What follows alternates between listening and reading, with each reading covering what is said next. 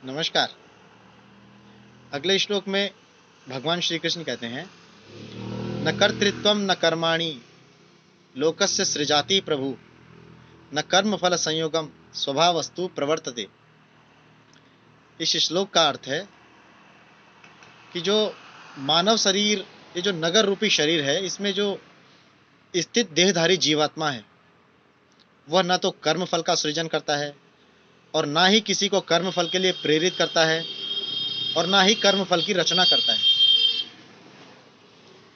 यह जो हमारे कर्म फल है, जो हम कर्म करते हैं, ये प्रकृति के गुणों के अनुसार होता है।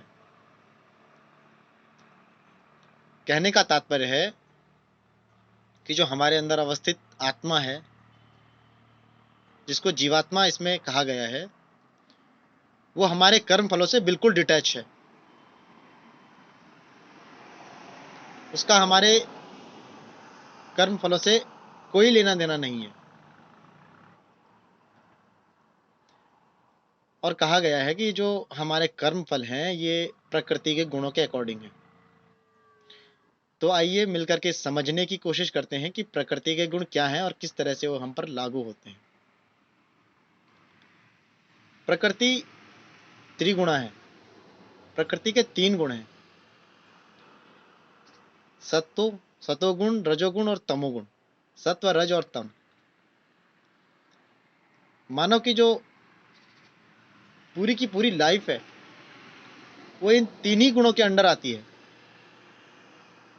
जितने भी हम लाइफ में हम कर्म करते हैं, वो इन 3 ही गुणों के अंदर आते हैं।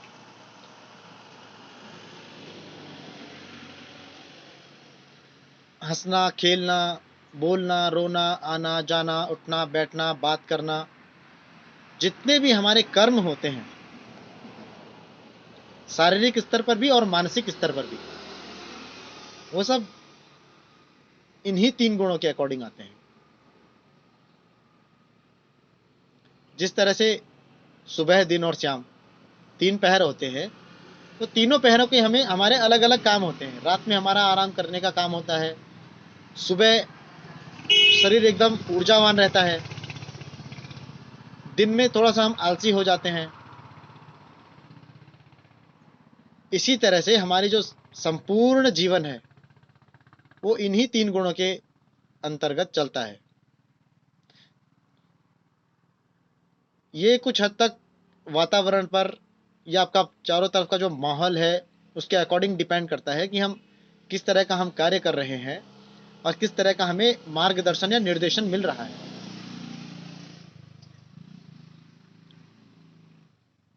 बाकी जो हमारी जीवात्मा है या आत्मा है, वो इस जो मानव शरीर रूपी नगर है, इसका राजा है। बस फर्क इतना है कि आपने अपने राजा को सुला के रखा हुआ है। इसलिए जो ये प्रजा है, प्रजा बोले तो जो ज्ञानेंद्रियां हैं, कर्मेंद्रियां हैं या अंतःकरण है, ये प्रजा है। तो जब राजा को आपने सुला रखा है, तो प्रजा कहीं पे चोरी कर रही है, कहीं अत्याचारी कर रही है, कहीं डकैती कर रही है, कहीं कुछ कर रही है, कहीं कुछ कर रही है। यदि एक बार राजा जाग जाए और केवल होश से अपनी प्रजा को देखे, तो प्रजा गलत चीजों में अवगत नहीं हो पाएगी, गलत चीजों में संलिप्त नहीं हो पाएगी। तो आपको अपने अंदर जो जीवात्मा रूपी या आत्मा रूपी जो परमात्मा है, उसको जगाना होगा।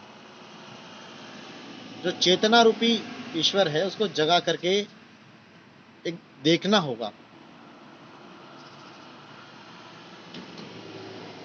तो प्रकृति के जो 3 गुण हैं, ये तीनों गुण हमारी जो लाइफ है, इसमें जो हम कर्म करते हैं, इसमें इसके अकॉर्डिंग ये अप्लाई होते हैं। इससे बाहर कुछ भी नहीं है। इससे बाहर हम कुछ कर ही नहीं सकते। हम इन 3 गुणों के अधीन हैं, रजोगुण, सतोगुण और तमोगुण। बट जो जीवात्मा है, जो आत्मा है, वो इसके भी बियॉन्ड है। उसको इस कर्म से कोई मतलब नहीं है। कर्म फल से ना तो वो कर्म फल की रचना करता है, ना कर्म फल का सृजन करता है, और ना ही कर्म करने के लिए किसी मनुष्य को प्रेरित करता है। इसी के साथ नमस्कार, मिलते हैं अगली वीडियो के साथ।